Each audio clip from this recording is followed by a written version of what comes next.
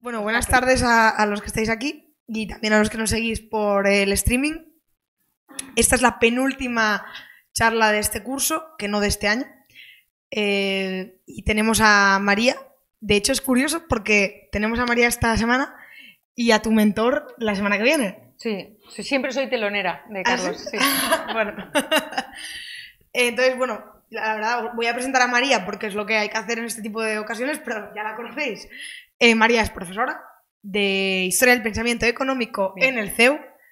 Y de hecho hay algún profesor más del CEU por aquí que estoy viendo. Y bueno, es que además María ha escrito varios libros. Vamos a comentar cuáles. ¿Por qué? Las tribus liberales y Afrodita Desenmascarada. Si son dos nada más. O sea, te puedes saber todo. No, pero luego participaste en el libro de Rayo. Sí, bueno, las participaciones. Y además, bueno, María es una habitual en este tipo de eventos, pero no solo en este tipo. María colabora con otros think tanks, sobre todo en América Latina, entre otros en la Fundación para el Progreso. Pues nada, María nos viene a hablar sobre el mercado de la solución a todos nuestros problemas. Ya nos hablaste en el Congreso sobre el tema de la metodología y, aunque no me has contestado el email, pero también vas a estar en la Universidad de Verano. Sí, por supuesto. Yo siempre que no digo nada es que sí. Exacto. Bueno, pues María, muchísimas gracias. Te dejo... ¿Cómo se dice esto? The floor is yours. The floor is yours. The floor is yours. Es un floor pequeñito, así que bien, es una pequeña nación. Pero todo es tuyo. Muchísimas gracias. Pues nada, que estoy entre amigos para hablar de un tema que nadie se ha planteado nunca, ¿no? Si el mercado es la solución a todos nuestros problemas. Y bueno, pues por supuesto todo el mundo ya sabe que no es la solución a todos nuestros problemas, pero es una estupenda excusa para plantearnos lo que me preguntaba Guillermo antes en la entrevista, que la verdad, con los poquitos que sois, podíais haber entrado y podíais haberme hecho todos preguntas en la entrevista. Lo que me preguntaba Guillermo es, ya, pero ¿de qué problemas hablamos y de qué definición de mercados hablamos, ¿no? ¿De qué definición de mercado? Entonces me parecía, esta pregunta me parecía la excusa perfecta para redefinir el mercado. La necesidad de redefinir el mercado, desde mi punto de vista personal, se debe a que cada vez más oigo a muchos libertarios, liberales y animales similares hablar del mercado como si fuera la Virgen María o el Espíritu Santo. Es decir, tú tienes un problema cualquiera, el mercado te lo va a solucionar, ¿no? Como si fuera el bálsamo de Fieragrás que decían los antiguos. Y me da bastante rabia porque terminamos hablando del mercado en el mismo sentido que los socialistas hablan del Estado. El Estado es todopoderoso, sabe todo, tal, y entonces va a redistribuir de manera perfecta y va a suplir las necesidades que cada cual tiene y tal. Entonces, esa similitud, esa simetría en cómo se habla del Estado y cómo se habla del mercado, junto con pues, la línea de investigación en teoría de la empresa que he llevado desde hace años, y que he expuesto en algún congreso en Argentina, por ejemplo, que es teoría de sistemas, me ha llevado a intentar revisar cuál es la definición de mercado. Bien. Ya, vale. Este es el típico mercado griego, ¿no? El ágora de Atenas. Ágora quiere decir reunión y realmente la verdad es que creo que en esta diapositiva no, pero en el sitio web tú puedes ir clicando y viendo qué narices es cada uno de los edificios, porque el ágora no era solamente la placita. Yo siempre he pensado que el ágora era pues como una plaza o algo por el estilo donde la gente se reúne pues como en los pueblos, a dar un paseillo los domingos y a charlar, y no, era mucho más, o sea, era toda esta estructura donde se reunían efectivamente quienes comerciaban y donde se vendía y se compraban bienes, pero también iban los filósofos a enseñar a sus discípulos y también se reunían aquellos que querían hacer pactos políticos. Era como el punto de encuentro del aeropuerto de Barajas, por ejemplo, ¿no? Es el lugar donde todo el mundo se encontraba. Y la verdad es que es una buena metáfora, porque el mercado, en principio, tal y como lo enseñamos en las universidades, es el lugar de encuentro de la oferta y la demanda, ¿no? Después de atravesando muchos siglos, como suelo hacer en Historia del Pensamiento Económico, esto es la Feria de Medina del Campo, que podría pasar por la Plaza Mayor en Navidades, ¿no? Porque veis ahí todos los tenderetes, todas las tiendecitas, donde la gente compra y vende en la Plaza Mayor en Navidades son muñequitos del Belén y cosas de Navidad, pero aquí no, aquí se vendía por zonas, estaban los del textil. Si alguna vez habéis ido alguno de vosotros a Estambul, en Estambul y en ciudades, en el casco antiguo de ciudades como Madrid, veis que están pues los del textil, los de los plásticos, los de que venden cestos, los que venden instrumentos de jardinería para apilar, por ejemplo, ¿no? En Madrid tenemos el Arco de Cuchilleros, donde estaban los cuchilleros, y entonces hay calles dedicadas a los diferentes gremios porque ahí es donde se situaban. Unos de esos eran, en la parte de la izquierda, según miras la diapositiva, debían estar los caballos, por ejemplo, y el ganado, etcétera. Y ahí también estaban las tablas de cambio, las taulas de cambio, que eran pues lo que actualmente son los bancos, donde se intercambiaban los florines por los escudos, etcétera, etcétera, ¿no? También refleja de alguna manera el mercado tal y como lo explicamos.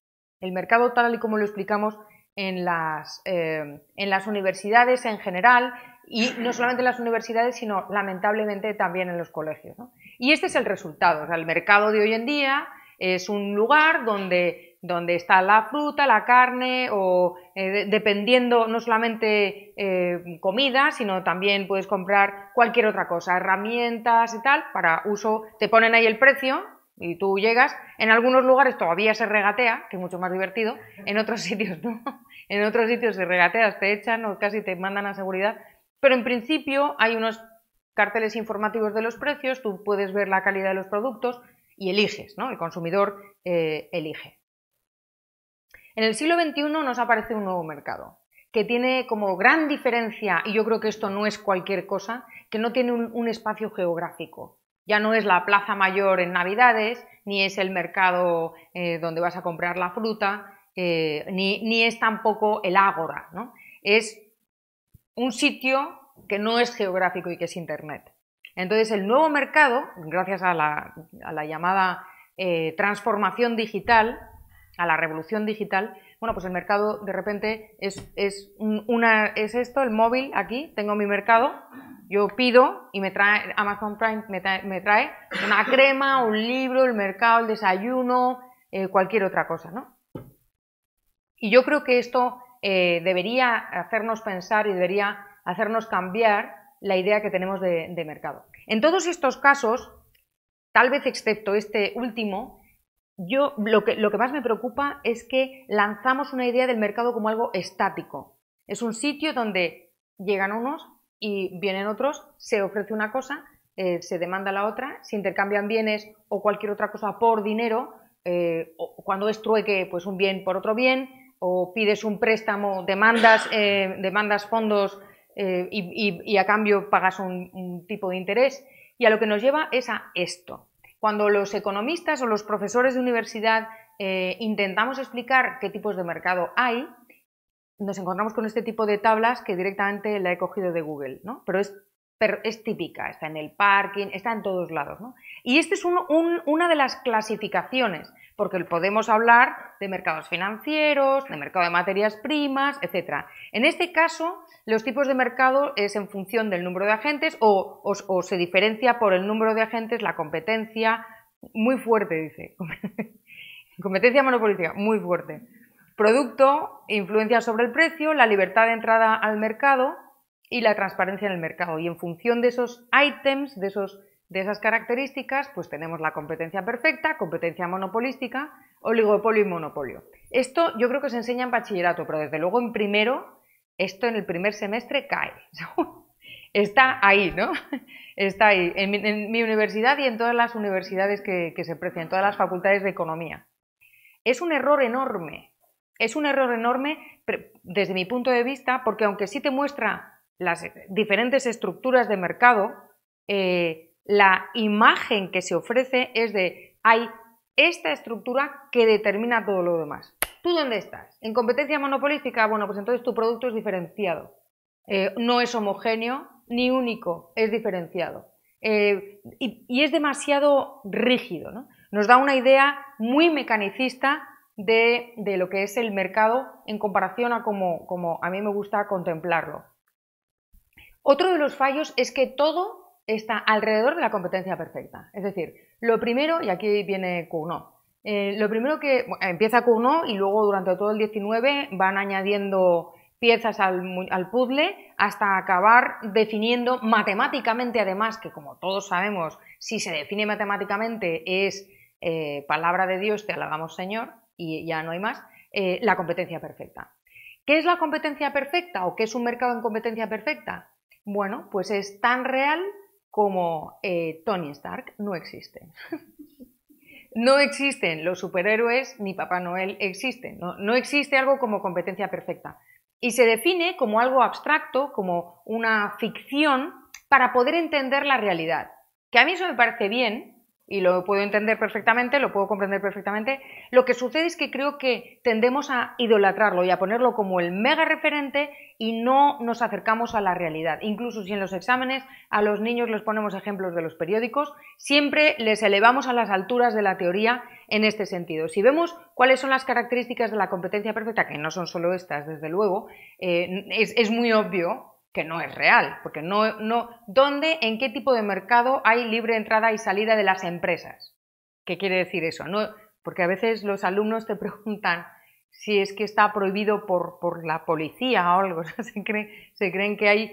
Y esto es consecuencia de la imagen de mercado físico y geográfico que les transmitimos, ¿no? Se creen que no pueden entrar en el mercado porque hay una ley y que si entras en el mercado te meten en la cárcel. No es exactamente eso, o no siempre es así. La libre entrada y salida es sencillo si te das cuenta que todos, por ejemplo, la libre salida, que es lo que más les cuesta entender, consiste en que todos tenemos las mismas oportunidades para abandonar ese mercado cuando queramos, que no hay costes subyacentes de abandonar una empresa, ¿no?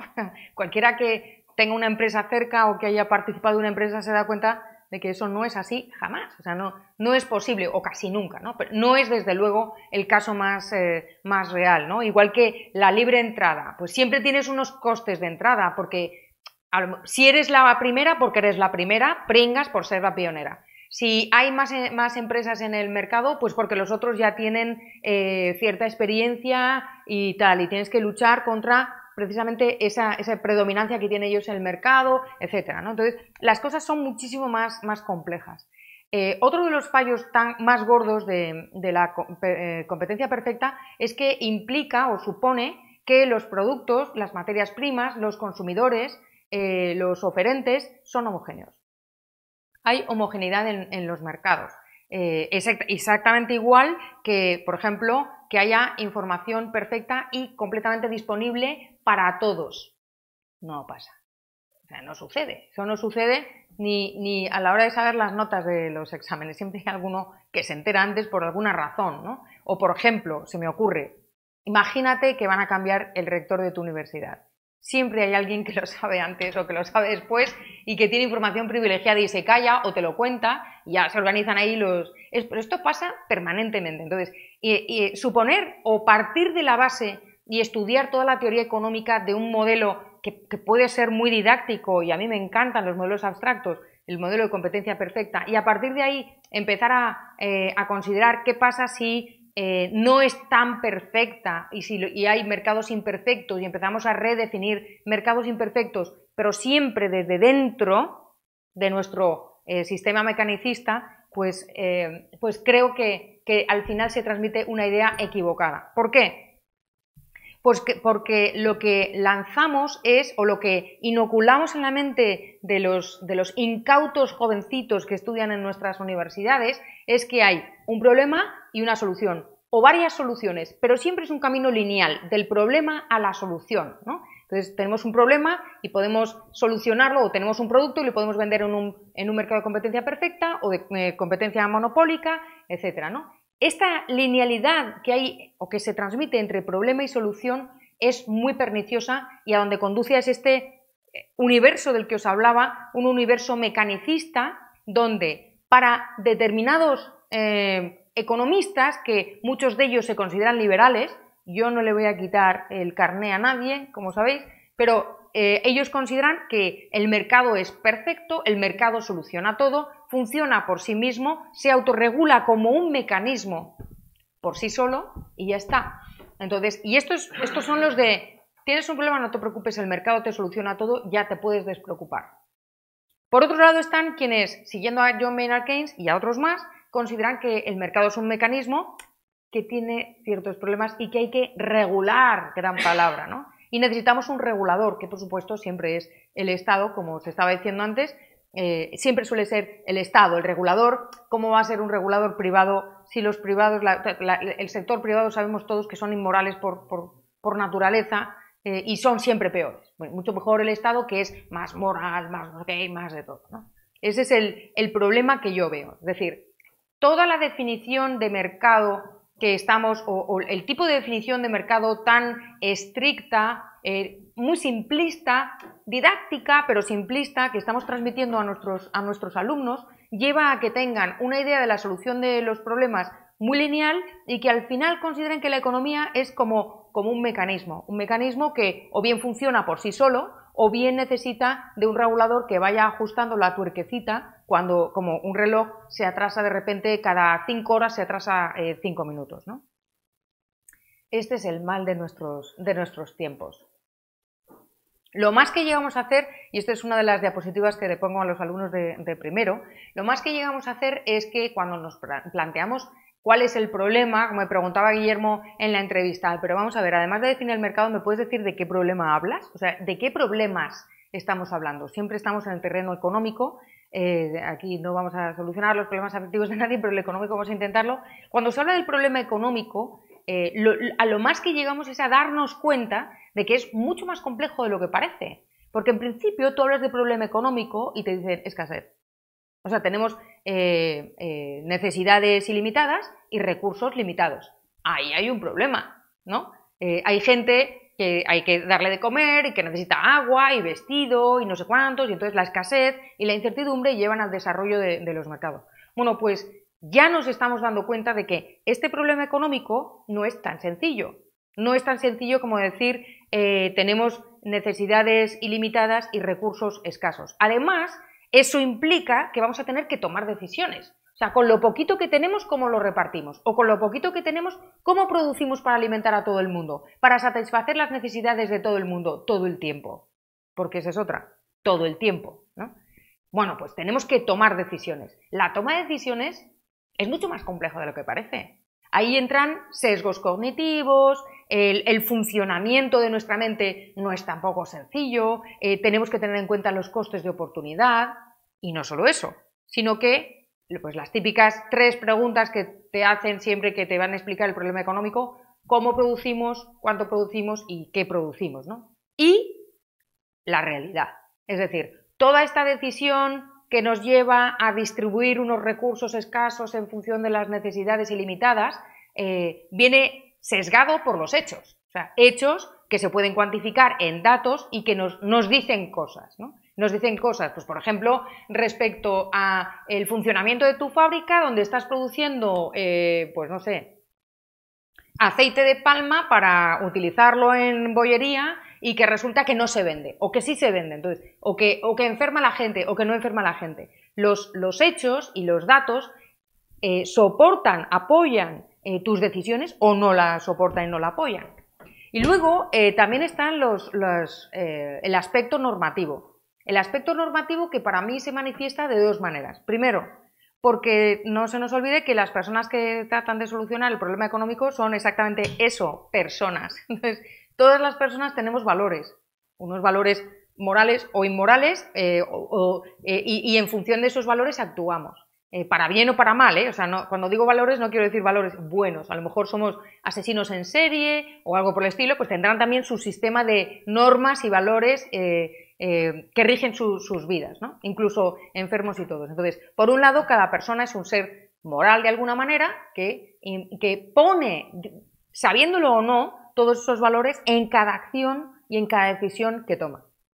Pero luego existen los valores sociales, que para mí se resumen en 3, los 3 de siempre: cumplimiento de contratos, defensa de la propiedad privada y la defensa de la integridad física de las personas o de la vida, como quieras llamarlo, ¿no? Entonces ya vemos que solamente plantear el problema económico, que en principio te lo sueltan así en un tuit muy fácil como sí, el problema económico es la escasez de recursos ante necesidades ilimitadas y tal, chimpum. No, pues todo eso involucra muchas más cosas, ¿no?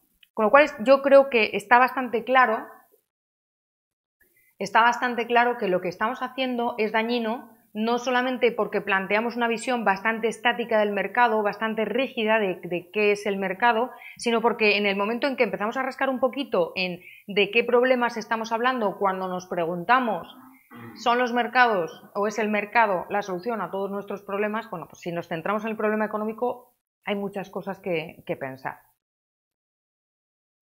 En esta diapositiva he querido contrastar dos formas de contemplar los problemas o la solución a los problemas, ¿no? En este caso se trata de analizar la rentabilidad de una empresa. Bueno, pues en el caso, en la parte izquierda que pone Straight Line View, que es la visión lineal de los problemas, vemos que se atribuye o se le adjudica una causalidad a la rentabilidad de las empresas en la calidad del producto, el liderazgo, el alineamiento y la competencia. Y se considera que esos son los factores que determinan la rentabilidad de una empresa. Mientras que, y ese es el old style, ¿no? El ancien régime que decían los franceses, o la visión que le estamos enseñando a nuestros alumnos y que yo creo que que ha calado bastante en la sociedad. En la parte de la derecha, según se mira la diapositiva, el closed loop view, me gusta más porque te manifiesta que todo está relacionado con todo y que para analizar la rentabilidad de una empresa, pues te das cuenta que la competencia está relacionada con el alineamiento de los objetivos y eso está relacionado con el liderazgo y eso está relacionado con la calidad de los productos y todo ello está relacionado de una manera y de otra con esa rentabilidad que estamos intentando determinar. Con lo cual, no es todo tan sencillo como decir, si hago A, entonces voy a obtener B como resultado. Si tengo un problema determinado, pues ya sé que tengo que hacer esto. Subo el tipo de interés, baja la inversión. Al revés, sube la inversión. Bajo el tipo de interés, entonces pasa no sé qué. Si la inflación hace esto, entonces lo otro hace tal. No, todo está relacionado con todo y si no nos planteamos la solución a los problemas de esta manera no lineal, sino modular, entonces no vamos a entender la economía y yo creo que no vamos a entender tampoco la sociedad, ¿no? Y eso es lo que voy a intentar, donde voy a intentar profundizar muy poquito. ¿Tengo media hora más? ¿Jefe? Sí. Nada, o sea, una pinceladita va a ser, pero voy a intentar profundizar en esta visión no lineal y sistémica, ¿no? Hay toda una corriente de pensamiento que de hecho procede de Hayek y que plantea la economía, para empezar la empresa, pero no solo la empresa, sino la sociedad y el mercado, etcétera, como un sistema complejo, o mejor dicho, un sistema hipercomplejo, ¿no? Los sistemas hipercomplejos se parecen a la teoría austríaca porque todos sabéis, o muchos sabéis, que la teoría austríaca, desde Menger, porque empezó en Menger, no en Mises, desde Menger, Mises, Rothbard y todos los demás, pues la economía y el mercado es un proceso, el mercado no es un lugar geográfico estático, sino que el mercado en sí es un proceso y es impredecible, como la economía. Es impredecible por el mero hecho de que el ser humano también lo es. Tiene otras características, es adaptativo, es evolutivo, es un sistema abierto, o debería serlo, y eso es una de las cosas que vamos a ver. Tiene una causalidad múltiple, es autoorganizado, en fin. Y este es el punto de vista que yo creo que más puede aportar a día de hoy para entender exactamente si o por qué afirmo que el mercado no es la solución a todos nuestros problemas. Y llegados a este punto, me voy a quitar la chaqueta. Uy. Me he quitado el micro. Pues nada. Espérate, que ya sabes que yo es aquí, ¿no? A ver, sí. ¿Sí? ¿No? Guillermo, habla. ¿Se oye? ¿Sí? Okay. Bueno, estas son las cosas del directo, ¿veis? No pasa nada. En clase me pasa todo el tiempo, se me pierden los bolis, en fin. que me tengo que centrar. Los sistemas complejos. El mercado como un sistema hipercomplejo. No solo el mercado, la empresa. Y he estudiado más la empresa como sistema hipercomplejo y qué implicaciones tiene eso de cara a la teoría de la empresa y del empresario, ¿no? ¿Quién es el empresario? Esta diapositiva representa la relación, esperad que sin gafas no veo nada, la relación entre la hipercomplejidad, está en moradito, ahí lo veis, la sociedad está en amarillo y el cambio de perspectiva de ver la sociedad como un sistema hipercomplejo o no, ¿no? Si sigues los cuadraditos y las líneas, puedes leer frases. O sea, esto es como un texto hecho ideograma y se ve, creo que muestra bastante bien la complejidad del lenguaje humano, ¿no? Porque a mí me gustaría enfocar el mercado no solamente como un sistema hipercomplejo, que parece bastante claro, sino un sistema de comunicación hipercomplejo. Por una razón, porque todo el tiempo estamos diciendo que los precios son las señales del mercado.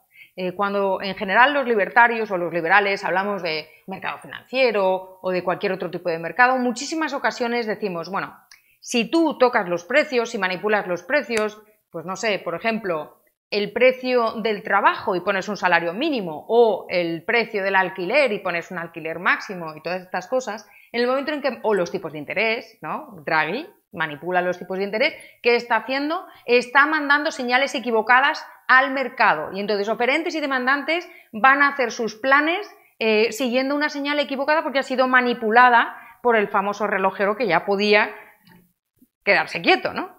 Bueno, por esa razón es por lo que se me ha ocurrido plantear el mercado como un sistema complejo, pero un sistema de comunicación que es complejo. Vamos a ver, todas las organizaciones humanas son sistemas hipercomplejos, todas. La familia, la sociedad, las universidades, el sistema legal, las empresas y el mercado también. En todas estas organizaciones existe un modo de comunicarse, hay un código de comunicación, con su propio léxico, con su propia gramática, con su propia estructura, con su propio código de comunicación interno y estos sistemas se relacionan unos con otros, ¿vale? Cada uno tiene su propio código de comunicación. Por ejemplo, en la universidad hay cosas que todos sabemos que no se hacen. Cuando te cambian el chip y llega una orden de Bolonia de tienes que pasar los aptos no aptos en tal momento, te descolocan y te pierdes. Si te vas a trabajar a otro tipo de empresa, que no sea una empresa educativa, entonces el código de comunicación es distinto. Los abogados tienen un código de comunicación muy particular ellos mismos, ¿no? El sistema legal tiene un código de comunicación con su propio lenguaje, con su propia gramática. No estoy hablando del lenguaje que utilizamos, ¿no? Sino las señales, los gestos, las normas, todo eso que hace que sea, que funcione y que sea algo compacto.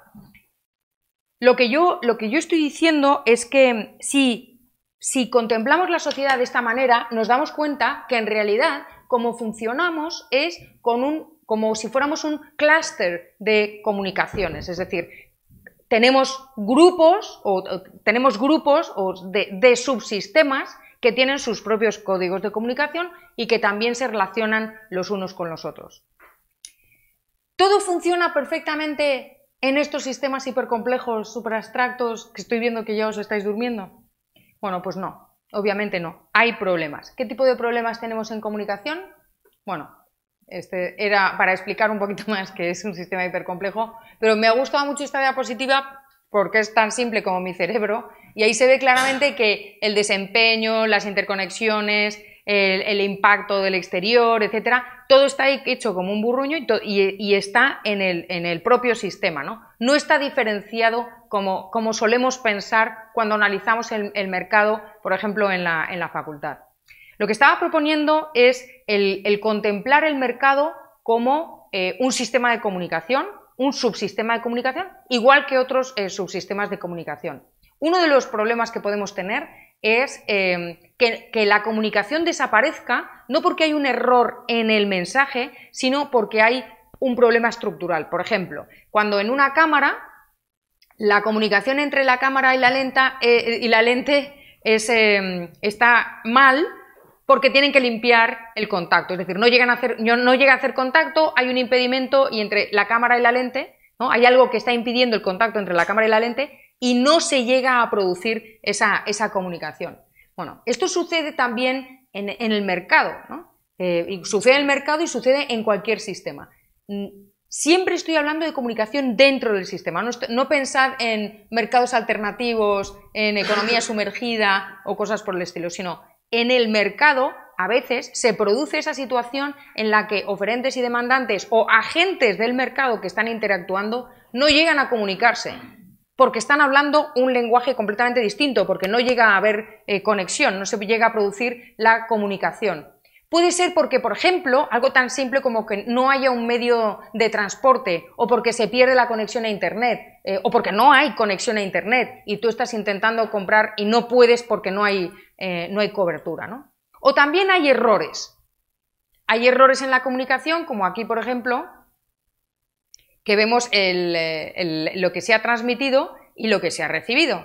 Y lo que se ha recibido hay un 0 que ahora es un 1, con lo cual es un código binario, con lo cual ya tenemos ahí un error en la comunicación. El receptor ahí va a hacerlo mal de alguna manera, seguro, porque lo que ha recibido no es exactamente lo que el otro le ha transmitido. Y luego hay una cosa muy divertida en esta diapositiva que dice "You see the difference between transmitted data and received data".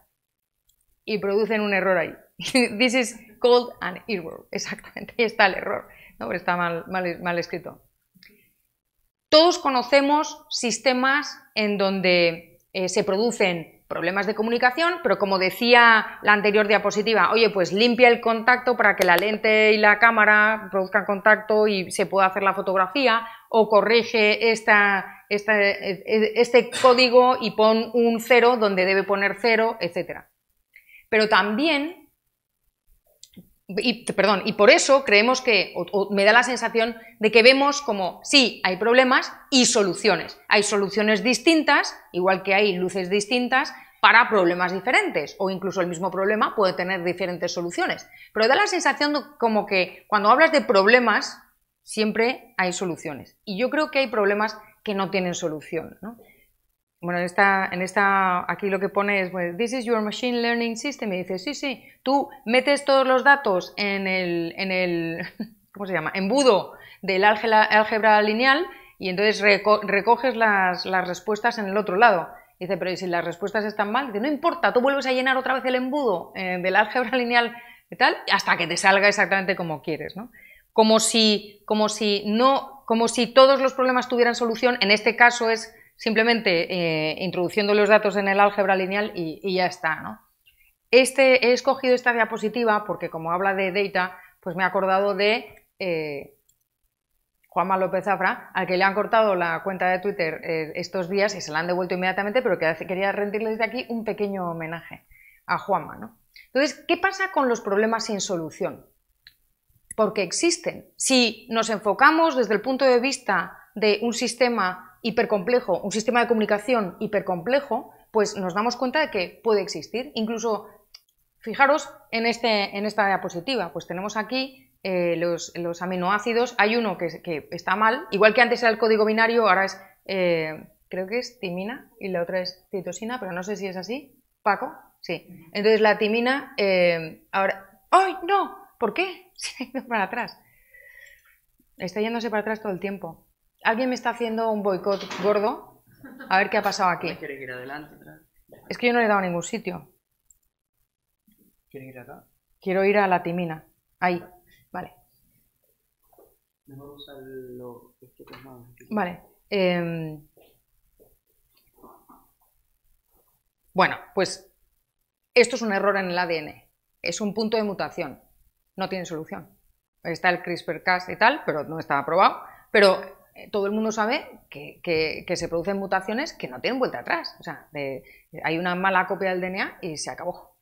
Y hay una mutación, ¿no? Que todos estáis pensando, ahora ya habéis visto el gatito, vale. El gatito con un ojo azul y otro ojo marrón. ¡Qué monada!, ¿no? O también todos estáis pensando, ya, pero a lo mejor tengo una mutación y cuando me enfade me pongo verde y grande, ¿no? Como Hulk. o algo por el estilo, o puedo volar, o no sé, me pongo en llamas, o me hago invisible, eso molaría, o leo el pensamiento, que a lo mejor eso no molaría tanto, porque vuestros pensamientos no siempre son lo mejor, pero todos sabemos que las mutaciones tienen un lado muy perverso, como por ejemplo el cáncer. El cáncer es una mutación de tus propias células que se vuelven contra ti como hijos rebeldes y que te llevan al peor de los sitios, o con suerte te curas, pero es algo gordo, ¿no? Como el cáncer hay otras muchas mutaciones. No os quiero contar lo que he visto en Google cuando he puesto mutaciones perjudiciales, qué tipo de animales he visto tan raros, ¿no? Pasan, o sea, suceden mutaciones terribles y son mutaciones que son perversas no porque sean feas, no, sino porque te llevan a la extinción de la especie. Entonces, hay mutaciones que no llevan a la extinción de la especie y mutaciones o que incluso potencian la supervivencia de la especie, y hay otras mutaciones que no. Con lo cual, sí que existen problemas que son perjudiciales y que son un problema para nosotros, y en todos los sistemas de comunicación también, en todos los sistemas y en los sistemas de comunicación hipercomplejos también, y que no tienen solución. En economía tenemos el ferrocarril. Por ejemplo, cuando aparece el ferrocarril, cambió por completo la economía. Todo. Cambió por completo absolutamente todo. Al cabo de tanto tiempo, nadie, o al cabo de 50 años, nadie se planteaba, bueno, mira, esto realmente no funciona bien, vamos a volver a los caballos. ¿Os imagináis?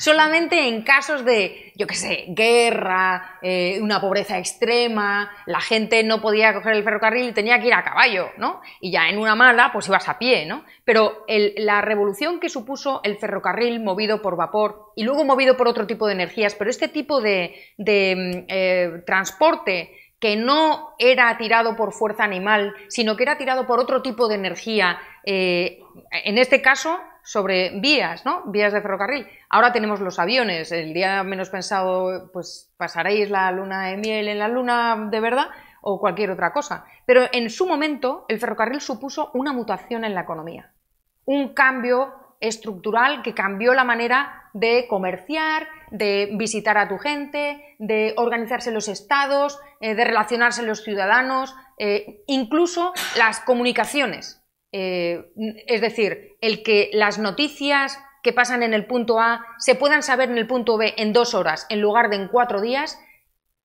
¿A todos os gustan las películas del oeste? Pues era muy importante saber que los indios han llegado a no sé dónde. Entonces era muy importante, y el ferrocarril en este sentido pues tenía mucha importancia, ¿no? Igual que también el telégrafo y otros sistemas de comunicación, pero el ferrocarril en este sentido cambió incluso eso, ¿no? Como vía de información, etcétera, ¿no? A día de hoy la transformación digital creo que está constituyendo otra revolución o otra mutación importantísima en nuestra economía, en la economía de todo el globo, porque ya, o casi todo el globo.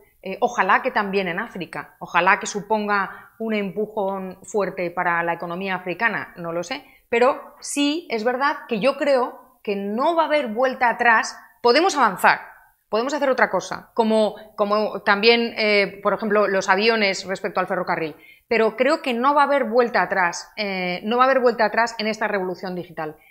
Yo no soy de estas personas que dice, bueno, mañana ya está todo robotizado, te vas a arruinar, va a dar clase un robot, que seguro que lo hace mucho mejor que yo, y tú no vas a quedar para nada. Pero sí creo que paulatinamente y de manera bastante acelerada, no sin alarmas, pero de manera bastante acelerada, sí se está produciendo una revolución digital.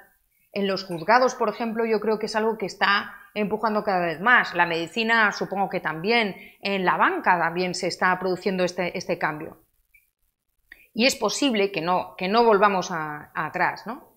Claro, exactamente igual que pasaba con el ferrocarril, con esta revolución digital que parece que es fallo de mercado todo, porque te lo dicen tal cual, ¿no? Los avances tecnológicos ha demostrado que los mercados no funcionan, porque en el mercado de trabajo se está produciendo un desplazamiento de personal espectacular y lo que te viene encima. Y además, vosotros que sois profesores universitarios, ya sabéis que estáis formando alumnos para puestos de trabajo que no se han inventado todavía. Y es verdad, probablemente es cierto, ¿no? Y intentamos meter una estadística un poco más sofisticada o programación y tal, a marchas forzadas, pero y probablemente, pues, Lluís, tú que te dedicas a esto más, pues probablemente te das más cuenta de que efectivamente estos procesos se están acelerando, este proceso de cambio se está acelerando y que a los españoles nos va a pillar el toro como siempre, y a lo mejor a otros países no sé, los chinos habría que mirar o quién, ¿no? Pero seguro que otros países van a llegar antes y van a estar más preparados.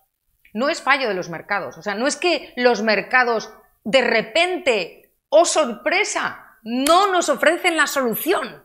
Y por eso, exactamente por esta diapositiva, es por lo que se me ocurrió esta charla cuando Pablo me preguntó.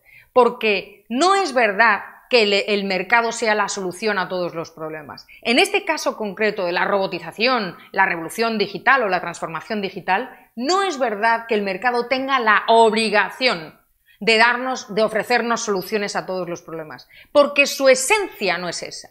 Porque no es un mecanismo como un reloj. Ni hay nadie capaz de ajustarlo de manera que, ay, no os preocupéis porque va a venir papá de Estado con 25 reguladores como si fueran jedis, que va a solucionarnos todo, nos va a dar trabajo a todos y nuestros niños de primero se van a colocar de rechupete. No es verdad, no es la esencia del mercado así, ni como mecanismo defectuoso ni como mecanismo perfecto, porque no es un mecanismo.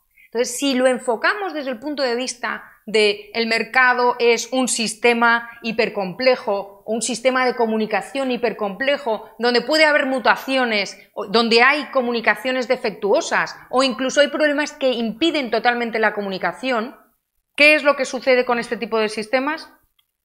¿No? Esto. Como hemos dicho al principio, cuando he intentado definir de manera muy vulgar y muy rápida qué es un sistema hipercomplejo, los sistemas hipercomplejos son adaptativos. Suelen ser adaptativos, ¿no? Las organizaciones complejas se adaptan y entran en una especie de ciclo en donde, para empezar, son conscientes o se adaptan a los cambios que se producen en el entorno y están en un proceso continuo de aprendizaje, ¿no? Donde hay intercambio de información con el entorno, aprenden del entorno, lanzan mensajes al entorno en función de sus cambios, el entorno también se modifica y esto desarrolla una estrategia, un proceso estratégico, ¿cómo se dice? Cíclico, ¿no? Cíclico. Por eso, este tipo de organizaciones que son complejas y que son adaptativas ni se quedan atrapadas en el pasado, repitiendo errores, como dice en la diapositiva, ni tampoco es esa obsesión normalmente alarmista y temerosa con el futuro, que lo que te hace es ponerte un freno de mano bestial e impedirte avanzar, sino que si tú eres consciente de que el mercado en este caso o cualquier aspecto del ser humano, cualquier sistema, pues el sistema judicial, etcétera, es este tipo de estructura, es decir, un ente hipercomplejo, adaptativo, donde cabe la incertidumbre, donde cabe el error, porque ese error, ¿qué es lo que ha pasado con el ferrocarril?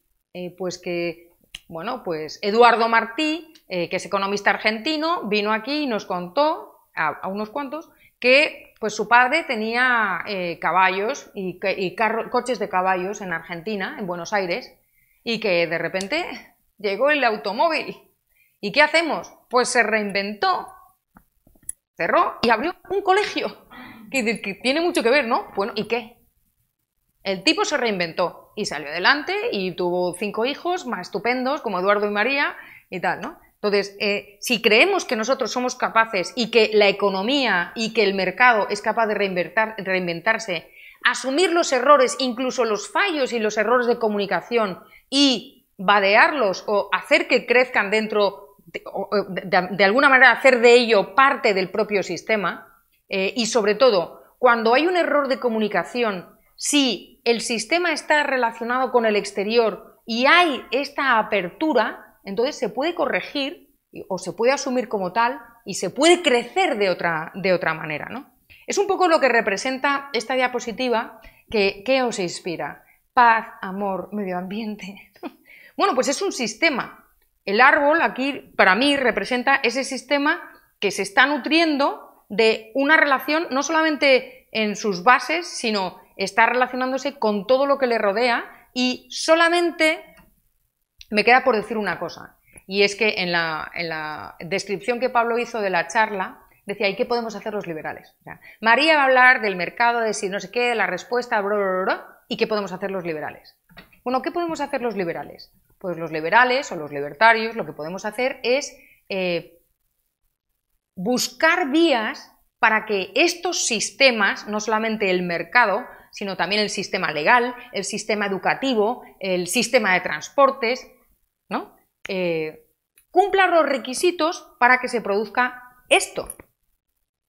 El primer requisito es el intercambio con el medio, que sea un sistema abierto, donde quepan los errores y donde se pueda aprender de los errores. En el momento en que cerramos las vías de intercambio entre el sistema y el entorno y entre los diferentes sistemas, en el momento en que hay opacidad, que no hay transparencia, que se manipulan las señales, porque es verdad lo de los precios, que cuando se manipulan estás fastidiando las expectativas, tenemos que vigilar no solamente eso, tenemos que vigilar los incentivos que se crean en estas organizaciones hipercomplejas y adaptativas, todos los factores que están alrededor y que permiten, o sea, que permiten y facilitan, o por todo lo contrario restringen este ciclo, esta estrategia, este proceso envolvente de la propia organización adaptativa. Es decir, si no están los incentivos correctamente puestos, si no hay expectativas en el caso del mercado, de beneficio, por ejemplo, en el caso legal supongo que es, pues, o en el caso del sistema político, por ejemplo, la rendición de cuentas, ¿no? Que son incentivos que si los pones ahí, pues entonces facilitas que se aprenda de los errores y que se vaya pues construyendo este maravilloso arbolito. Pues entonces, ¿dónde se llega? Pues se llega a todo lo contrario, pues un sistema que si lo cierras se muere por sí mismo, o sea, se queda ahí y al no tener relación con el exterior, pues no crece y no florece, ¿no? Esto es todo. ¿Qué os parece? ¿Preguntas? ¿Dudas?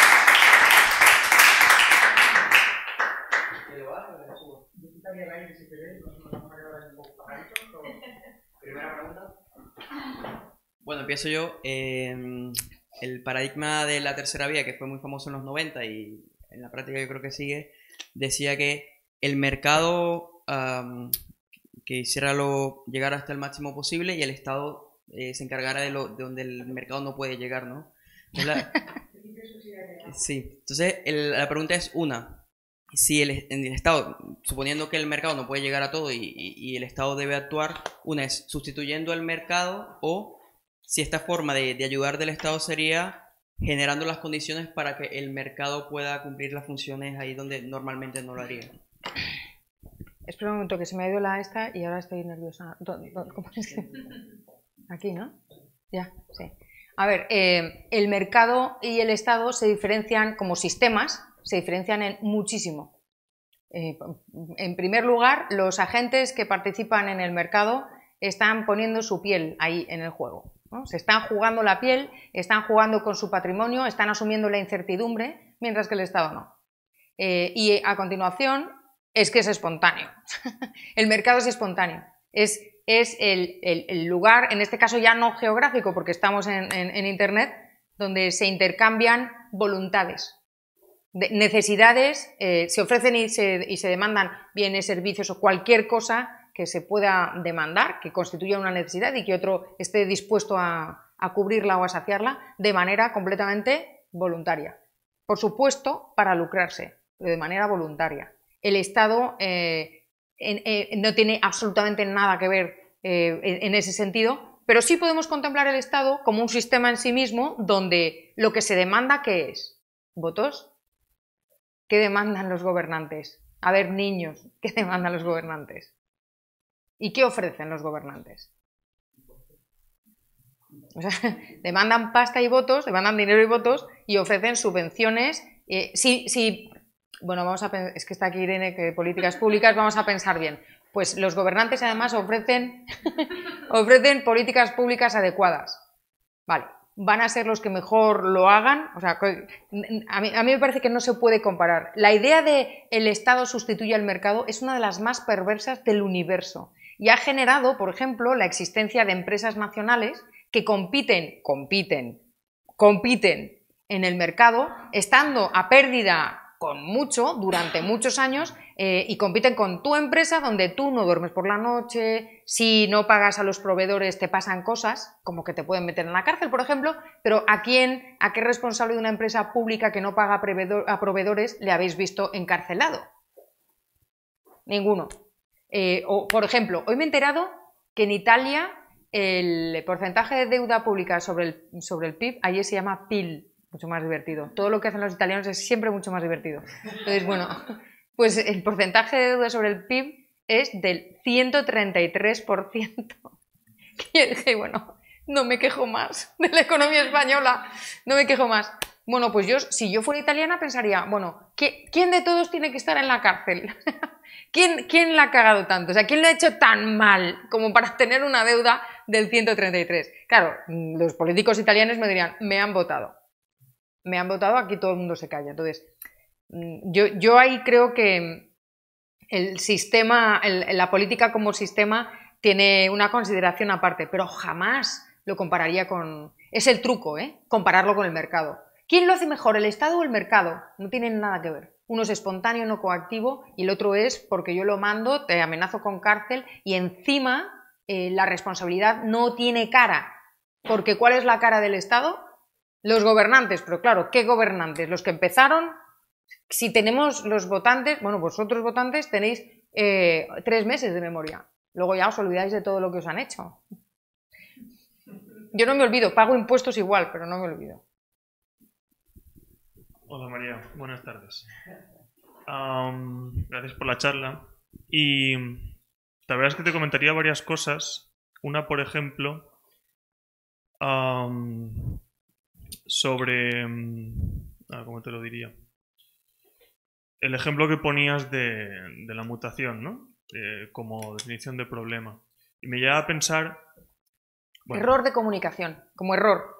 Vale, de la conclusión de la charla, una pregunta, por ejemplo, que te haría es, ¿tú crees que tendría sentido hablar de cuál es la tarea o el objetivo del mercado? Hablar cuál es la misión del mercado, como si de una institución cualquiera se tratara. No te pregunto cuál es, sino si crees que tiene sentido plantearse esa pregunta. ¿Cuál es la misión del mercado? Sí. Pues es una buena pregunta, Luis? Supongo que sigue siendo el ágora.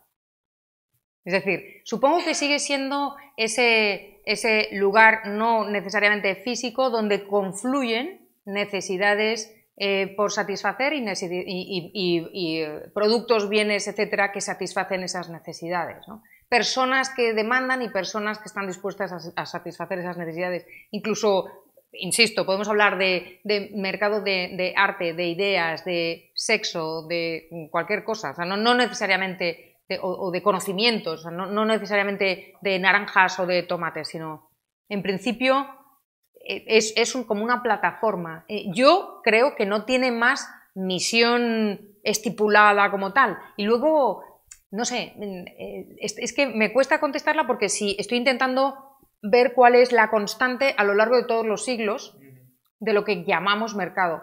Y yo creo que esa es la única, Yo creo que es la única, porque aparte de eso ha ido evolucionando, se ha ido adaptando a todas las variables históricas, geográficas, etcétera, y tú realmente el mercado es el lugar del intercambio, el intercambio es intrínseco a la naturaleza humana.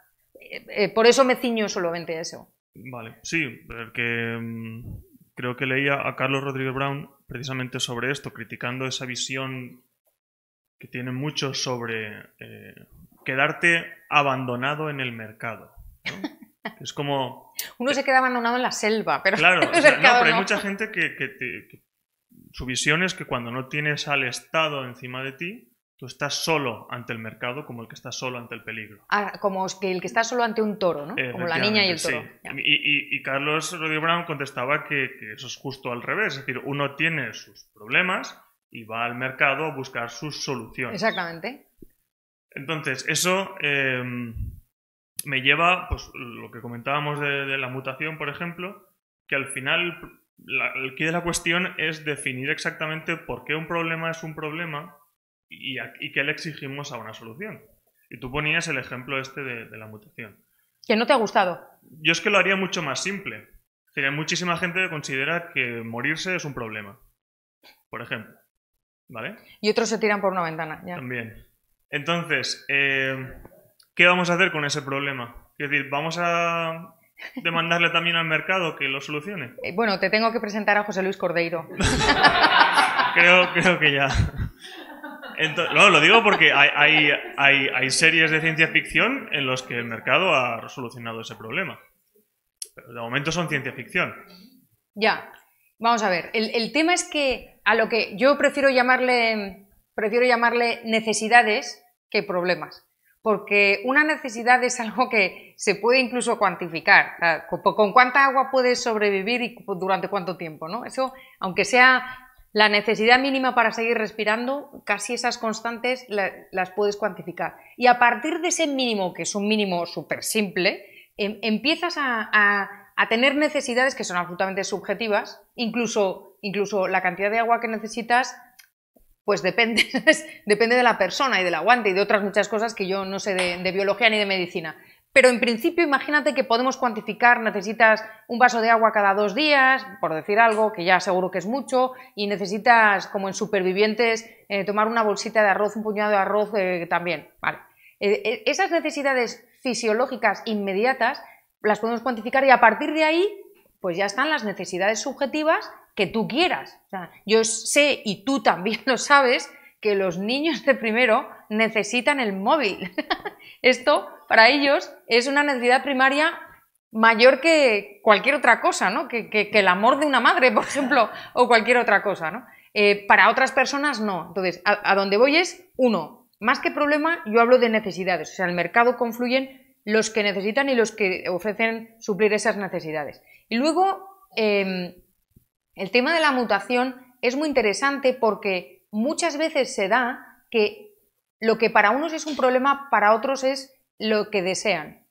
Es decir, pues durante mucha parte de mi vida yo quería tener los ojos uno de cada color y es una mutación.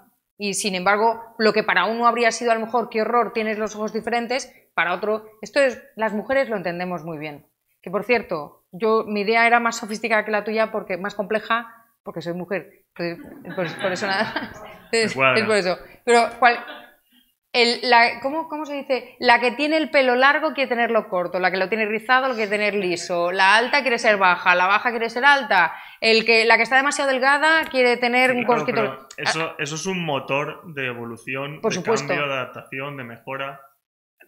No, pero claro. Intrínseco al ser humano. Sí. Que nos han hecho así. Sí, por eso he definido como mutación perniciosa la que lleva a la especie a la extinción.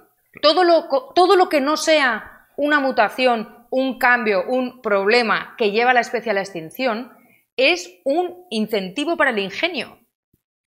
Claro, el problema está en que a mí me interesa ahora un mercado laboral flexible que me permita, por ejemplo, cambiar de trabajo cada 5 años e ir mejorando, y a alguien que tenga 50 años no le interesa.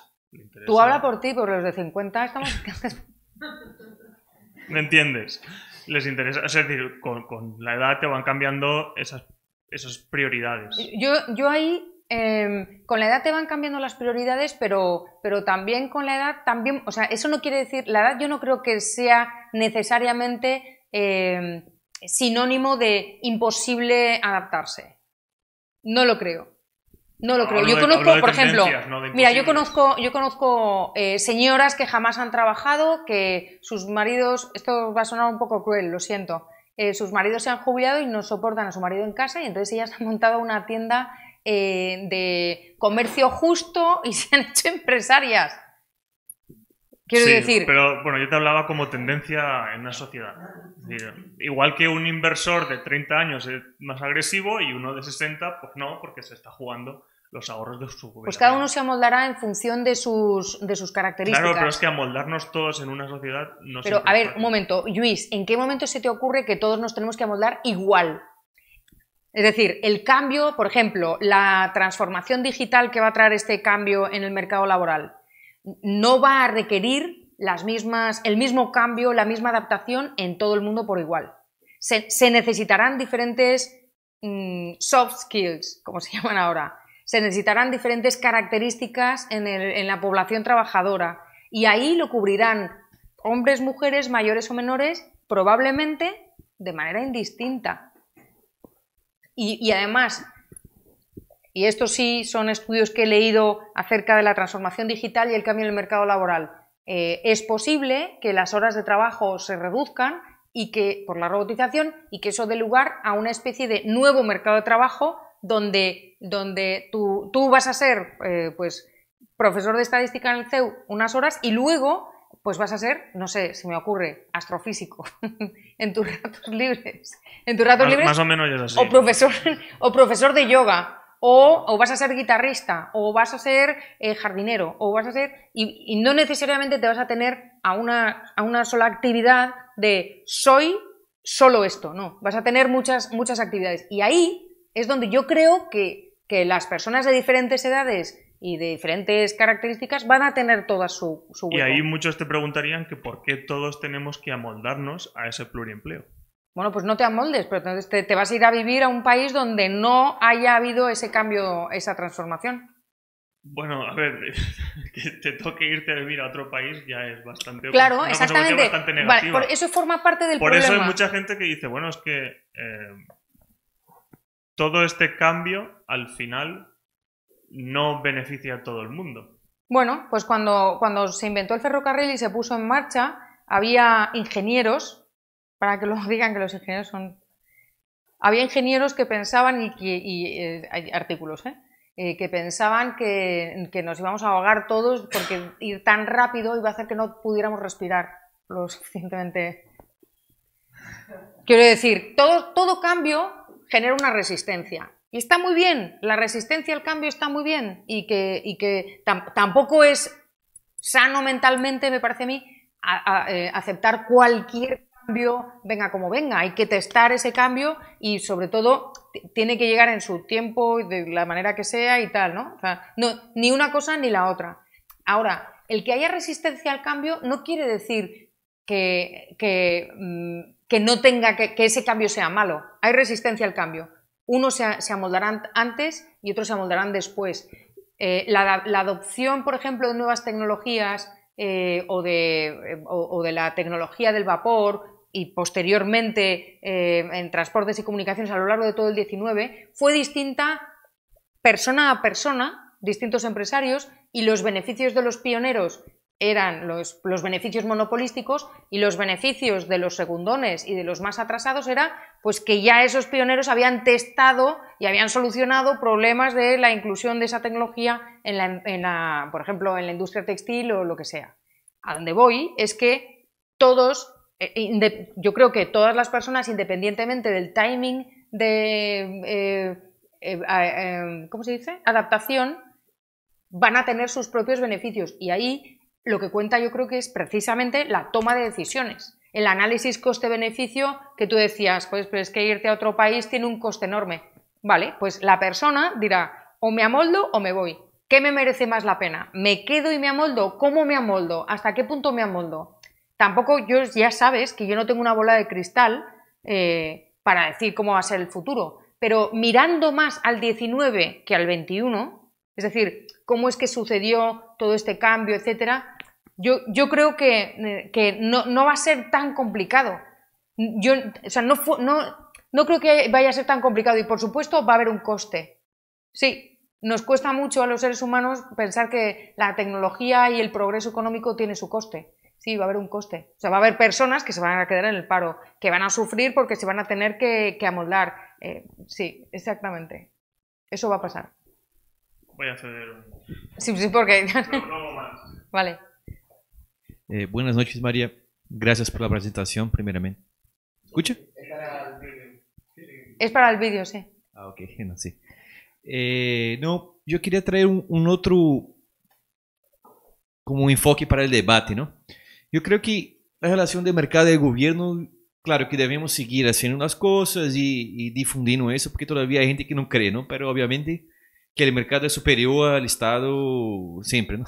Eso yo creo que, pero igual es importante labor de difundir, ¿no?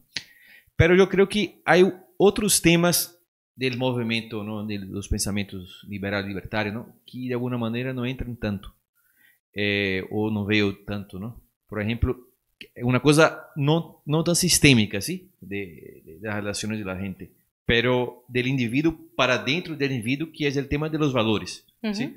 Entonces, por ejemplo, si tú tienes los valores equivocados y tú pones la herramienta del mercado para hacer eso, de alguna manera va a empeorar las cosas, supongamos. Si tú pones ensino, educación, pero educación con valores socialistas y comunistas y con la eficiencia del Estado, supongamos, ¿sí? Entonces va a difundir esos valores de una manera peor, ¿sí?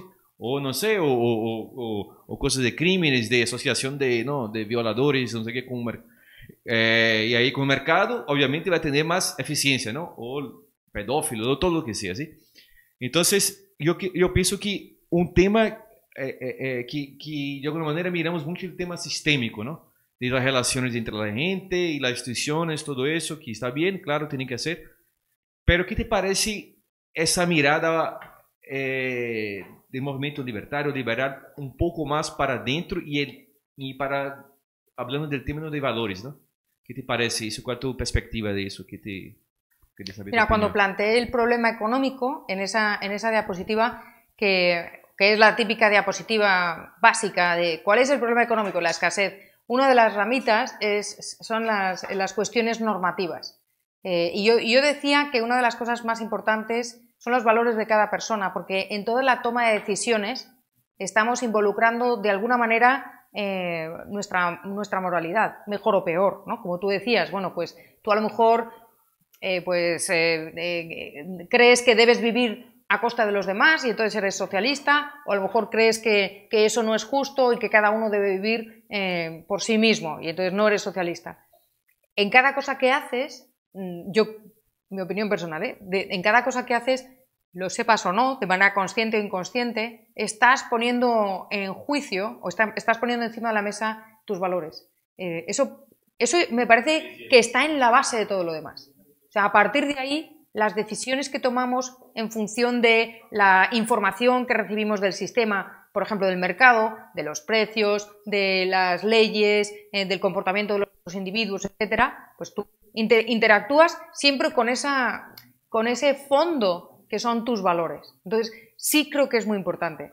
Pero creo que también es importante ir al mercado de valores, entre comillas, y defender los tuyos. No pelear. Simplemente, bueno, tú crees que son los mejores y que son... Por ejemplo, a mí me gusta defender el capitalismo porque es el sistema económico más moral. La moralidad del capitalismo, del que habla Ayn Rand, no solo Ayn Rand, pero Ayn Rand es uno de sus megatemas y me parece interesante el decir, no solamente el capitalismo nos saca de la pobreza, es que además pone el incentivo, por eso al final hablaba de los liberales tenemos que mirar los incentivos, y son muchas veces incentivos morales, es que el capitalismo es el que en la base tiene el no vivir a costa de los demás. Sí. Sí, decir que el moralmente es superior. O sea, los incentivos que pone llevan a una sociedad en donde hay malos y buenos, hay gente moral e inmoral, hay crímenes, siempre van a pasar cosas mejores y peores, pero la tendencia, los incentivos, genera que se viva de una manera más justa, ¿no? Y de manera espontánea.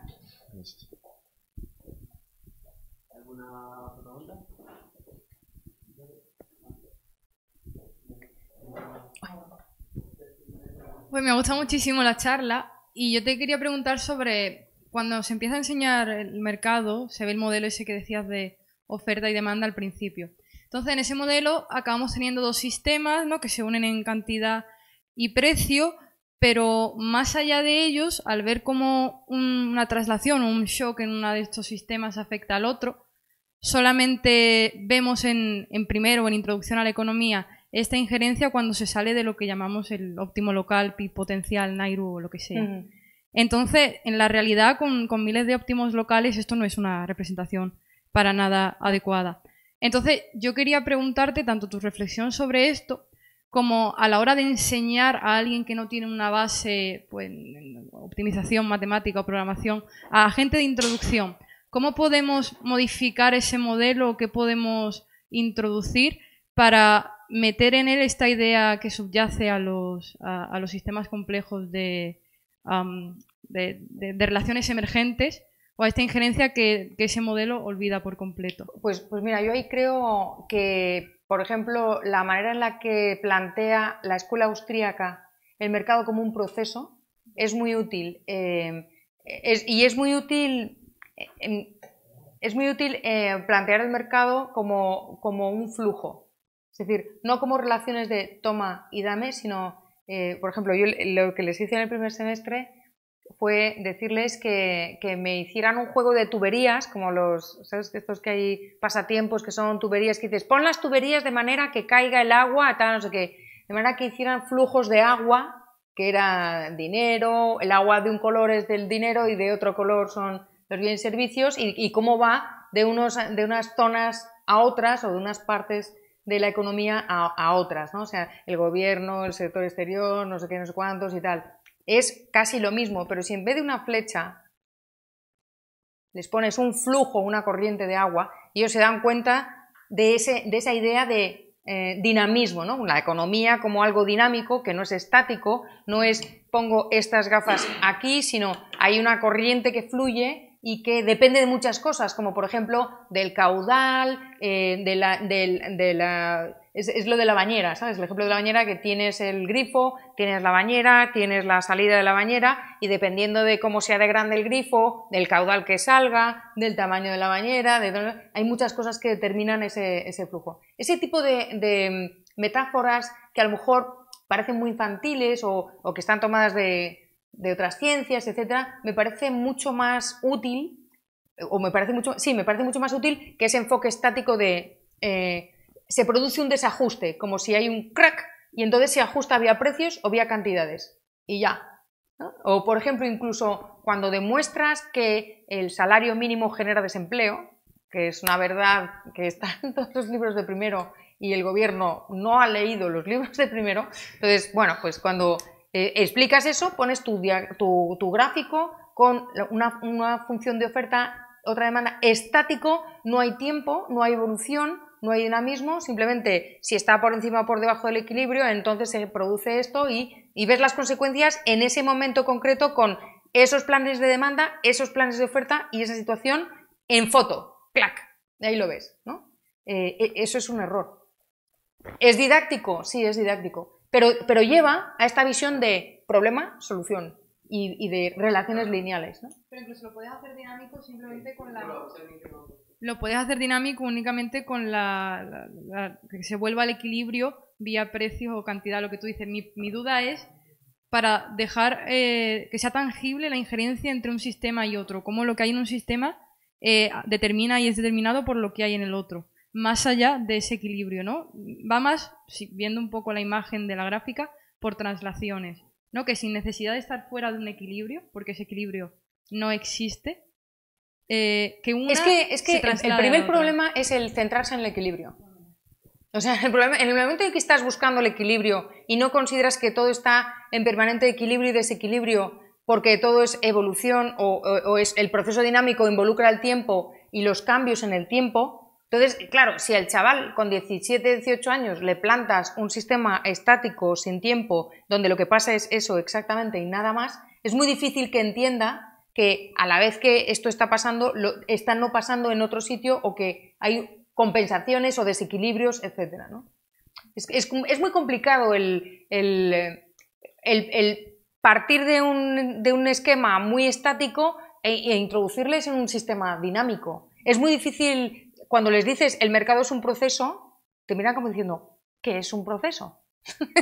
Entonces tienes que empezar por la base aquí abajo. María, muchas gracias. Una presentación estupenda y además muy bien acompañada con el PowerPoint. Ya ¿Con las fotos? te comentaré de dónde has sacado, te preguntaré de dónde has sacado algunos. Todo Google, ¿eh? Ah, mira, pues muy bien. Sí, es verdad. Al principio, hombre, me parece que hay un poco de exageración en el sentido de decir que hay personas que creen que el mercado es perfecto y lo soluciona todo. Es un poquillo un hombre de paja. No es que lo crean, pero que hablan como si lo creyeran. Sí, bueno, te puedes notar, quizá, no sé, que algunos ANCAPs que piensan que el mercado todo, Estado nada. Es que, nada. perdón, los ANCAPs también existen, Paco. Sí. Pero no sé hasta qué punto son economistas un poco profesionales serios para tenerles en cuenta. Pero vamos, que es un pequeño matiz. Sí. Pues algunos son más serios que los economistas socialistas que están de catedráticos, ¿eh? Sí, seguro. Es que una cosa... Pensé que tu charla Un saludo a Miguel Ancho Bastos. Pensaba que tu charla iba a ir de otra cosa, precisamente comparar el mercado. Bueno, porque tu charla al final ha sido una introducción muy interesante, o sea, muy completa a todo lo que es economía de la complejidad. Es decir, visiones como clásicas del mercado, muy lineales, mecánicas, estáticas, y visiones más evolutivas, adaptativas, más orgánicas, más de teorías de sistemas complejos. Pero pensé que ibas a comparar más el mercado para qué sirve y para qué no sirve, dónde falla. No, porque yo solamente quería responder no a la pregunta. Pero eso, y por qué a veces no se recurre al mercado, sino pues a la familia, a asociaciones cívicas que no llamarías de mercado, a iglesias, al Estado. Claro, a ver, efectivamente hay determinados temas donde tal vez de momento y tal vez hay que recurrir al Estado, por ejemplo, ¿no? Ahora mismo, si vienen los marcianos, yo no sé qué hacer, nada más que... incluso creo que en este caso ni el Estado podría hacer nada.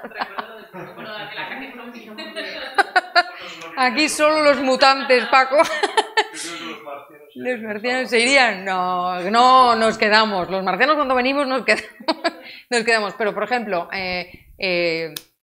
como decía la canción, ¿qué harías tú en un ataque preventivo de la URSS, ¿no? O sea, si llegan y nos atacan, tienes que recurrir al Estado porque es quien tiene el ejército, las armas, no sé qué, no sé cuántos. Eso de ejércitos privados, yo ahora mismo no lo veo. En el futuro es posible, pero ahora mismo no lo veo. La familia, bueno, pues en España lo sabemos perfectamente bien. Una seguridad social completamente quebrada desde hace ni se sabe, una estafa piramidal como la Catedral de Burgos y todo el mundo mirando al techo y llega la crisis y ¿dónde se refugian los parados de larga duración?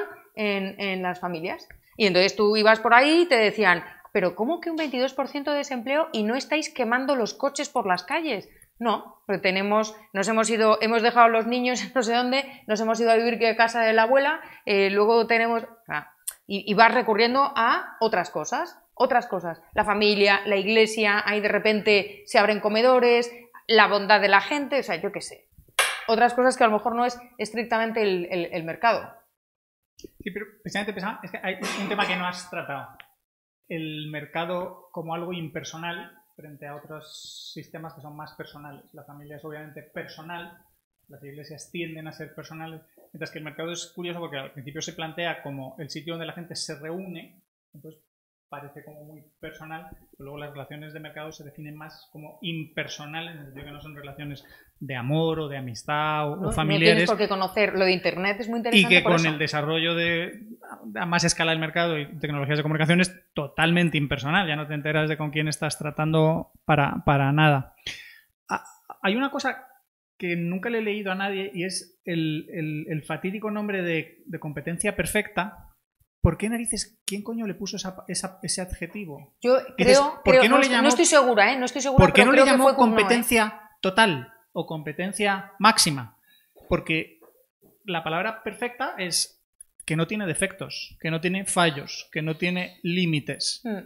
Y dices, oiga, que eso es irreal, no existe. Llámale competencia, es de hecho múltiple, máxima. El único motivo por el que yo perdono a Cournot es porque Walras, que es uno de sus discípulos y tal, no sé qué, siendo súper mega socialista, no tuvo más remedio que, para aplicar las matemáticas, que era el objetivo de su vida, ceñirse a modelos de competencia perfecta, porque no había manera de hacerlo de otra forma. Entonces, se ha tenido que tragar, el socialista se ha tenido que tragar la competencia perfecta y excluir el Estado y la intervención del Estado, que la verdad es una razón para perdonar a Cournot un poco bastarda, ¿no? Pero yo creo que Cournot le puso... Es que yo creo que fue Cournot el que habló de competencia perfecta, pero fíjate que ya me estás haciendo dudar, lo tengo que mirar. Si la idea que podemos... No, es que es una palabra muy perversa. El problema es... Porque imagínate después, cuando llegan los de la competencia imperfecta. Pues, ¿cómo que imperfecta? O sea, ¿qué es eso? Sí. Luego, hay una palabra que has usado mucho, y es verdad, y la usan muchísimos teóricos del mercado, tipo Hayek, pero falta, que es comunicación. El mercado como transmisor de comunicación, o sea, como comunicador y de información. Es una descripción muy incompleta. Yo lo sé. No, pero te voy a decir ahora por qué. Es decir, comunicar es simplemente, yo sé algo, te lo digo, y transmitimos copias de la misma información, y el mercado no es solo eso. El mercado es un procesador enorme, y procesar no es solo comunicar, procesar es alterar lo que te han dicho, combinar cosas. Entonces, la aproximación de los mercados que te dan toda la teoría de sistemas complejos es que el mercado es un sistema cibernético, un sistema de coordinación múltiple donde la gente puede cooperar y competir y procesa toda esa información. Parte del procesamiento es comunicar, que es transmitir, la información viaja y se recibe y se almacena. Pero hay que hacer muchas más cosas. Ya, pero todo lo que es has mencionado toma de decisiones. Sí, por eso ahí voy. Es decir, quería llevar... Cuando hablas de sistemas complejos, la gente te mira como, oh cielos, horror, ¿de qué va a hablar ahora? ¿No? Porque no es algo de lo que la gente hable habitualmente, y en el liberalismo tampoco es tan común. De hecho, me pasó cuando hablaba cuando introduje la teoría de sistemas en el mundo de la empresa, me decían, es demasiado abstracto. Entonces, para esta charla pretendía traer algo un poquito que fuera cercano. Y por eso he pensado enfocarlo en un sistema de comunicación hipercomplejo. Porque, para mí, tengo que leer mucho más sobre el sistema hipercomplejo que procesa información, no solamente tal, ¿no? Y es verdad que permite que se coopere o que no se coopere y tal. Pero para mí, la transmisión de información es crucial para la toma de decisiones. Y le he enfocado desde el punto de vista, por eso hablo de los precios, lo he enfocado desde el punto de vista de, en el mercado nos comunicamos información suficiente y necesaria para que cada cual tome decisiones respecto a cómo satisfacer sus necesidades, que son subjetivas, particulares, y no son intercambiables, ¿no? Y nadie te puede decir qué necesitas para ser... O sea, no creo que haya... o sea, el cálculo económico en una economía planificada no funciona desde Hayek y Mises, desde Mises y Hayek. Entonces, solamente he traído el tema de la comunicación porque me parecía claro el explicar la faulty communication, que es cuando se rompe, hay algo que hace que se rompa la comunicación, y los errores en la comunicación, y cómo cada sistema tiene su gramática, su sintaxis y su vocabulario, ¿no? y su código de comunicación, y también en el mercado hay códigos, hay errores, hay problemas que no tienen que necesariamente ser un problema, o sea, ser una traba, porque si es un sistema abierto donde hay feedback y donde hay relación con el entorno, ese error lo puedes corregir, lo puedes integrar, puedes sacar partido de ello, como decía Lluís. Pues es que hay temas, o sea, excepto las mutaciones que hace que la especie se extinga, hay esos problemas y estos no sé cuántos, puede ser una oportunidad para sacar un nuevo producto, ¿no? Y es verdad, para el ingenio, para desarrollar el ingenio.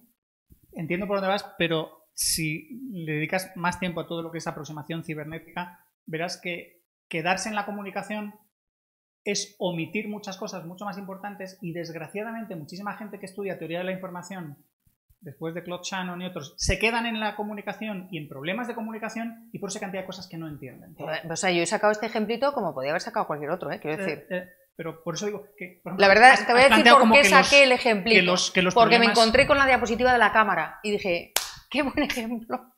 Sí, pero es un ejemplo, lo que digo, como muy parcial. Es decir, claro que es parcial, pero es una charla de Marina. Sí, pero digo que si los únicos problemas fueran problemas de errores de transmisión o falta de capacidad en un canal, eso, en plan tecnócrata, le añades más capacidad, le añades un sistema de corrección de errores y el sistema funciona. Te lo compro. Pero no son... Es no muy son- parcial, es no un son ejemplo solo muy eso. parcial. Solo Hay es hay por, más. O por sea, sugerirte que si de repente empiezas a explorar lo otro, si lees mis últimos artículos, que bueno, no son los últimos, tengo una serie en el Juan de Mariano en Cibernética 1 y Cibernética 2 para que la gente entienda todo lo que es sistemas complejos adaptativos, como el concepto clave es cibernética.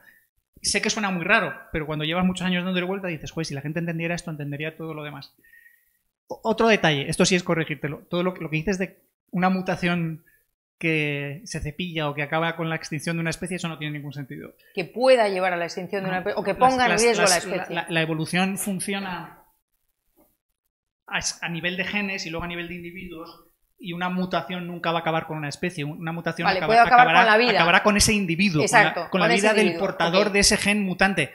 Pero la especie, Nassim Taleb te diría en Antifrágil, se hace es antifrágil porque las mutaciones malas van siendo eliminadas. Las especies nunca desaparecen porque uno de sus elementos se equivoque. Esos elementos van siendo eliminados. Las especies desaparecen porque algo en su exterior cambia, porque ellas quizá no cambian, pero no porque haya mutaciones, sino porque no cambian y otros cambian y mejoran y entonces se los meriendan, o porque hay algún accidente ambiental a gran escala, tipo asteroide, volcanes o cosas así. Solo No, es una porque si corrección dices eso, perfectamente se lo dices a los pertinente, biólogos, a los... Oye, María, ¿qué cosa estás diciendo?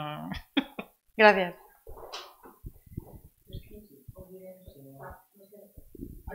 Bueno, ¿Cómo? si- Vale, si no hay más preguntas, concluimos. Te voy a hacer la pregunta que haría Edu. Yo ya os que no quería está aquí. seguir ahora después, de todas formas. No, te voy a hacer la pregunta que haría Edu. Edu probablemente si estuviese aquí Edu, un abrazo, te queremos igual. a Daría de la Bloomington School. Él lo saca a colación de lo que sea. No, pero y eso sí que tenía relación con lo que yo te quería preguntar. Y es, exacto, ¿qué es eso? Y es, y sé que no tiene exactamente que ver con lo que has comentado, pero bueno, aprovecho. A veces me da la sensación de que, o sea, concretamente, por ejemplo, Elinor Ostrom es una persona que me da la sensación que dentro de la escuela austríaca no se le hace mucho caso. Es que yo creo que no es exactamente austríaca ella, ¿eh? No, claro que no, pero que me refiero que como que se como que cae Pero mal. la escuela austríaca hace caso a los austríacos. Ya. Pero bueno, sí. Igual no deberíamos ser tan sectarios. Pero sí. El punto es... yo estoy de acuerdo con que el mercado no es la solución a todo y el Estado tampoco es la solución a todas las fallas de mercado. Entonces ahí está el punto en que yo... Y no sé si estoy esto... cuestionando que existan fallas de mercado. Vale. Y yo no sé si esto entra en tu definición de mercado y por eso te lo quería preguntar. Yo pienso que a veces la cooperación humana, y puede ser muchos de los ejemplos que pone ella, de hecho, a mí el ejemplo así paradigmático y el que más me gusta es el Tribunal de las Aguas de Valencia, que de hecho lo recoge la Constitución española posteriormente. Entonces, no sé si podemos entender que eso es una solución de mercado, pero por lo menos una solución que parte de la cooperación voluntaria de los seres humanos. A ver, es una solución a problemas que surgen en un sistema hipercomplejo que es la sociedad o que es la economía. Y entonces, como decía antes Paco, la solución a esos problemas puede generar... ¿Pero eso es mercado o no? Pregunto.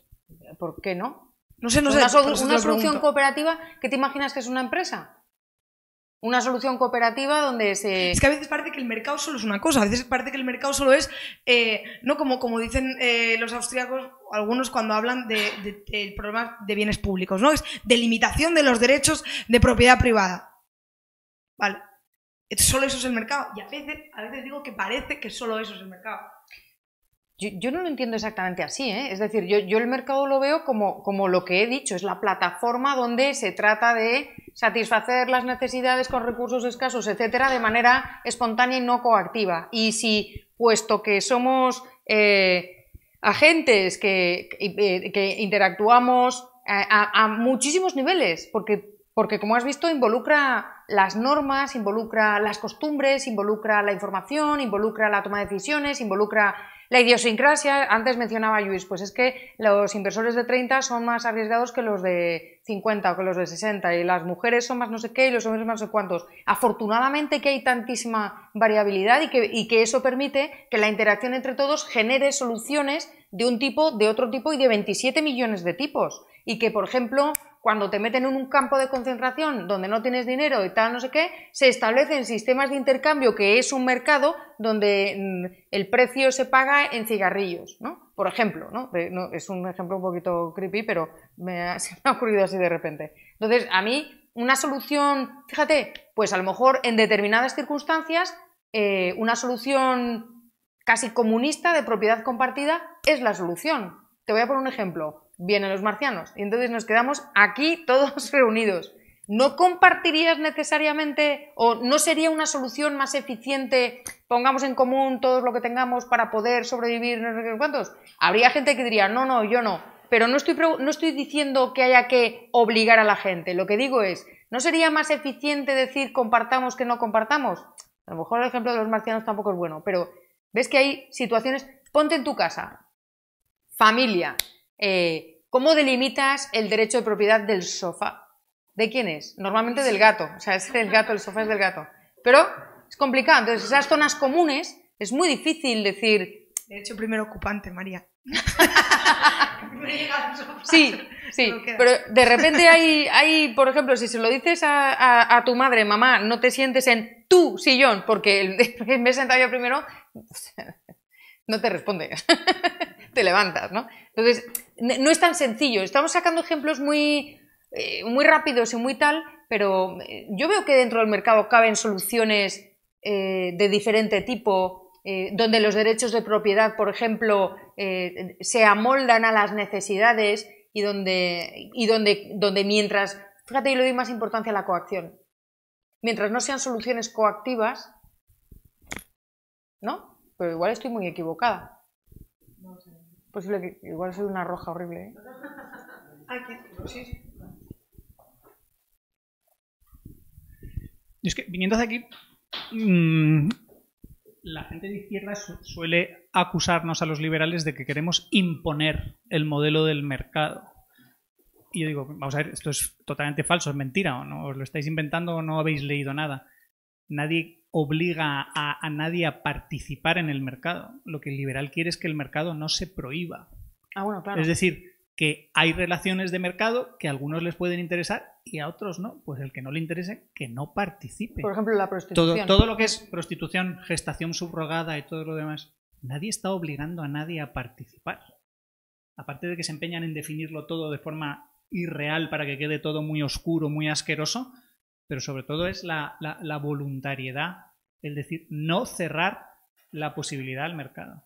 Entonces hay críticos que te van a decir, como Michael Sandel y otros, es que eso va a cambiar el significado de las cosas y va a suponer un cambio en la moral, va a haber una desmoralización porque cosas que se hacían en familia o en comunidad, pues hay gente que no las hace así. Vale, pero resulta que esas opciones pueden ser mejores para algunos, pero eso no prohíbe a los demás que se sigan asociando en familia o en comunidad. Es decir, que el que se quiera negar al mercado porque él quiere tener como su cooperativa de amor, su comuna hippie, que siga haciéndolo, pero que no le prohíba las relaciones del mercado a los demás. Y ellos ya explorarán si les interesan o no. Yo básicamente coincido. No sé si tenéis alguna pregunta más o... ¿No? Pues si os parece lo dejamos aquí. Bueno, muchísimas gracias, María, una vez más. Gracias a vosotros. Muchas gracias a todos. Yo os comento un par de cosas. La primera, el lunes, bueno, como sabéis, hace una semana que está Bryan Caplan en Madrid. Y el lunes hay una charla sobre su libro, creo que es sobre el segundo, que creo que es el de la educación, no estoy segura. ¿Tú sabes si es el segundo que escribió es el de la educación? Yo creo que el segundo es el del razón es egoísta para tener más hijos. Puede ser. El caso es que todos los lunes va a hablar sobre sus libros. El primero fue la semana pasada sobre el mito del votante racional, que estuvo muy bien, y en la charla de este lunes la han puesto en abierto, por si os interesa, pues yo os animo, y ahí nos veremos. En UFM en Madrid, exactamente. ¿Hoy había charla de Bryan? No, en Barcelona, hoy en Barcelona. Digo, claro, se explicaría. Sí, meteros en Twitter y ya veréis ahí las instrucciones para apuntaros. Y luego, en el Juan de Mariana siguen habiendo cosas. Bueno, ya pocas. La semana que viene, como he dicho, es la última. La última es, como es tradición, la de Carlos Rodríguez Brown, Retratos Liberales. Hoy nos ha mandado el email de los Retratos Liberales. Yo he flipado un poco porque imagino que no sabía de qué iba la charla, pero bueno, pinta polémica, o sea que de verdad que animaros. Y antes ya de irnos, ya a descansar en verano, el día 23 de junio, que es domingo, también en UFM Madrid, pero organizado por el Juan de Mariana con Fundación para el Avance de la Libertad, vamos a tener un evento que se llama 50 años de Stonewall. Bueno, no voy a explicar ahora qué es Stonewall. Los que no lo sepáis, lo googleáis y os va a salir. Pero va a ser un evento de toda la tarde. Va a venir Tom Palmer, que es el director de programas internacionales o algo así de Atlas Network. Yo creo que va a ser un evento interesante. También os animo a que vengáis. Y ya está. Y ya descansad en verano. La Universidad de Verano está publicadísima. Bueno, pero lo puedo explicar fuera de Paco, ¿no has visto que no quiere explicarlo? No bueno, quiere. Mirarlo, googlearlo. Y nos vemos la semana que viene.